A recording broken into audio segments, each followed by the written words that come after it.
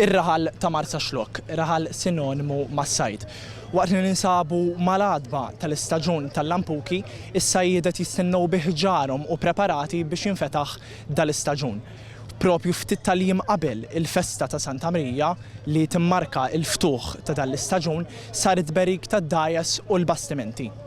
Il-ħuta ferm imfittxija kemm il-Maltin, l-Awċin kif ukoll dawk it-turisti li jżuruna il-Lampuka. Propju ftit tal-jiem qabel il-festa ta' Santa Marija dik li għal-bosta jistennew biex jirrelassaw mill-ħajja maġla ta' kuljum, numru sostanzjali ta' sajjieda lokali jistennew bil-ħerqa dan iż-żmien għal-ftuħ tal-istaġun tal-Lampuki. Fil-port ta' Marsa Xlokk it-tnejn filgħaxija saret berik tradizzjonali tad-dajes u l-bastimenti, attività li saret parti mill-kalendarju ta' kull sena. Wara qudiesa fis-Santwarju tal-Madonna ta' Pompej il-kappillan tal-istess lokalità Dun George Spiteri flimkien mal-Ministru għall-Akwakultura, is-Sajd u d-Drittijiet tal-Annimali Anton Refalo fost oħrajn assistew għad-berik. F'dan l-istaġun jirriżulta li hemm 77 sajjied irreġistrat full-time jew part-time, MFA u MFB rispettivament, li jistgħu jistadu biċ-ċimi u xbiki. Sa dan it-tant hemm ukoll 6 taqdiet ta' sajjieda rikreazzjonali li magħhom hemm 840 membru rreġistrat. Iċ-ċifri juru wkoll li tqasmu iżjed minn 6600 werqa tal-palm ħejja għal dan l-istaġun tal-Lampuki.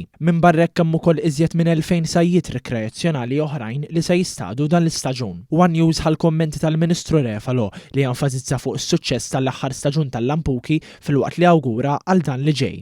L-istaġun tal-Lampuki jfisser ekonomija f'saħħitha, jfisser sostenibilità għas-settur tas-sajd tal-mod maniera li jinnawgura l-sajjieda kollha Maltin u Awċin qabda tajba tal-Lampuki.